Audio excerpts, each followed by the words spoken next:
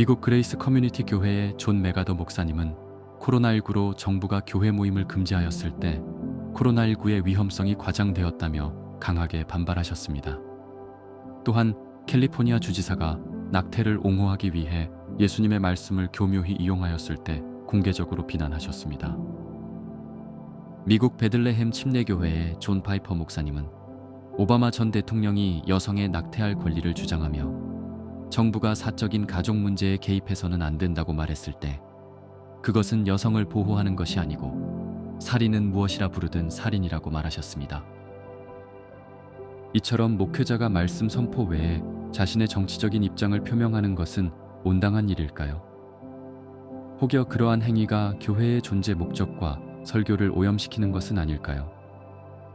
이에 대해 2022년에 진행된 청교도 컨퍼런스에서 두 목사님이 하신 말씀을 우리말 음성으로 전해드리겠습니다.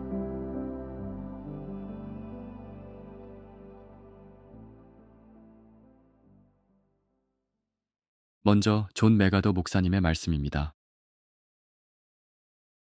우선 역할을 구분할 필요가 있습니다. 하나님께서는 이 세상에서 저마다의 역할을 나누셨습니다. 정부는 정부의 역할이 있고 가정에서는 부모의 역할이 있습니다. 그래서 교회가 가장의 역할을 할 수는 없습니다. 교회는 부모가 아니고 정부도 아닙니다. 정부는 교회를 다스릴 수 없습니다. 우리 교회는 코로나19로 정부가 교회 모임을 중단시켰을 때 카이사르가 아니라 그리스도께서 교회의 머리이시다라고 공식적으로 발표한 적도 있습니다. 이렇게 역할 구분이 필요하지만 동시에 교회는 모든 사람에게 각자의 역할이 무엇인지 알려줍니다. 부모에게는 어떻게 자녀를 양육할지, 정부에게는 어떻게 다스릴지를 알려줍니다. 성경이 그것을 말하기 때문이죠. 그래서 하나님께서 각자의 권위를 나누셨다고 해서 오해하면 안 됩니다. 교회가 가만히 앉아서 정부가 원하는 대로, 부모가 원하는 대로 내버려 두어야 한다는 것이 아니라는 말이죠. 교회는 하나님의 말씀을 적용해야 합니다. 성경은 분명히 말하죠. 사무엘하 23장 3절에서 다스리는 자는 공의로워야 하고 하나님을 경외함으로 다스려야 한다고 말합니다. 따라서 교회는 언제나 양심이 되어야 합니다. 가정과 부모와 개개인과 정부의 양심이 되어야 합니다. 그 다음으로 말씀드릴 것은 이것입니다. 지난 20년간 정치에 관여한 복음주의자들을 보면 이들은 온통 정세를 바꾸는데 혈안이 됐습니다. 이들은 워싱턴에 가서 정치인들과 로비하는 단체를 세우려고 합니다. 심지어 팀 켈러 목사님이 그러셨던 것 같은데요. 교회가 도시 문제를 다루어야 한다는 명령을 받았다고 말씀하셨죠. 글쎄요. 제 생각에 도시를 향해 교회가 할 일은 복음을 듣고 거부한 사람들에게 소돔과 고모라보다 더 큰 심판이 있으리라고 말하는 것입니다. 즉 우리가 받은 도시 명령은 그리스도를 거부하는 도시에 심판을 선포하는 거예요. 따라서 교회의 사명은 로비로 정부의 환심을 사는 것이 아닙니다. 그러면 타협하게 되고 이런 타협이 너무나 심각한 수준이어서 교단 전체가 분열되고 혼란에 빠질 수 있습니다. 최근에 그런 일이 있었죠. 교회는 복음의 진리를 말해야 합니다. 교회가 말해야 할 것은 의로움과 절제와 다가올 심판입니다. 바울이 아그리빠 왕에게 말했듯이 하나님께는 의로운 기준이 있고 당신은 이 기준대로 살아가지 못하기에 심판 아래 있다고 말해야 합니다. 교회는 정부를 움직일 정치적 권력이 없습니다. 정부가 제 역할을 해서 우리가 디모데전서 2장 2절처럼 경건함으로 고요하고 평안하게 살 길은 통치자의 구원을 위해 기도하는 것뿐이에요.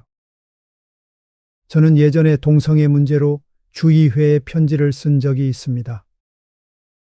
그런데 이번에는 주지사가 내 이웃을 네 자신과 같이 사랑하라는 예수님의 말씀을 인용하며 낙태를 지지하니까 선을 넘었다는 생각이 들었습니다.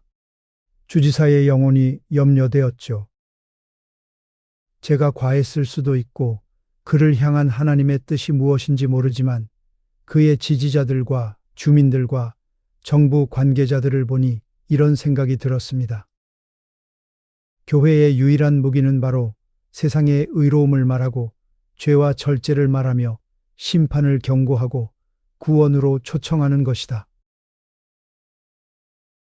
시편 기자는 시편 69편 9절에서 주의 집을 위하는 열성이 나를 삼키고라고 말했고, 예수님께서 성전에서 장사하는 사람들을 쫓아내실 때 이 시편을 인용하셨지요.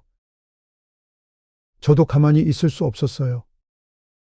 주지사의 그런 태도를 보고 충격을 받았죠. 예수님의 말씀을 교묘히 이용해서 하나님의 형상인 태아를 죽이는 일을 정당화하다니요. 그래서 저는 행동에 나서게 됐습니다. 저와 우리 교회가 목표하고 기도하는 내용은 그가 그리스도께 무릎을 꿇고 구원받는 것입니다. 정치적인 해결책은 없다고 생각합니다. 교회가 정치적 해결책을 찾으려고 하면 타협하게 됩니다. 그래서 존 메가더 목사님은 주지사의 정책을 비판하며 회개를 촉구하는 글을 공개적으로 쓰셨습니다.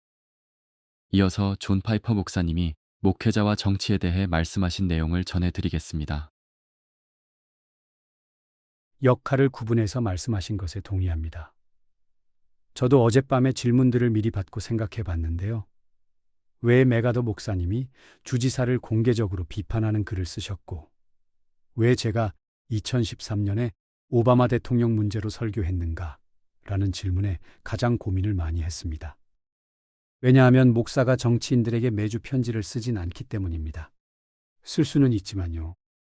세상에는 상식을 벗어나는 일들이 많아서 쓸거리는 충분하죠. 그래서 국회의원들과 주지사들과 대통령에게 매일 다른 문제로 편지를 쓸 수 있고 그럴 명분도 충분하긴 합니다. 주님이 말씀하셨다고 말하면 되니까요. 원칙적으로 보면 모든 그리스도인은 너나 할 것 없이 하나님의 말씀을 사람들에게 말해야 합니다. 성경이 무엇인가를 말한다면 여러분도 말하세요. 학부모회에서도, 마을 광장에서도, 국회 회의에서도 어디에 있든 하나님이 말씀하신 것을 입 밖으로 내야 합니다. 하지만 구별해야 합니다.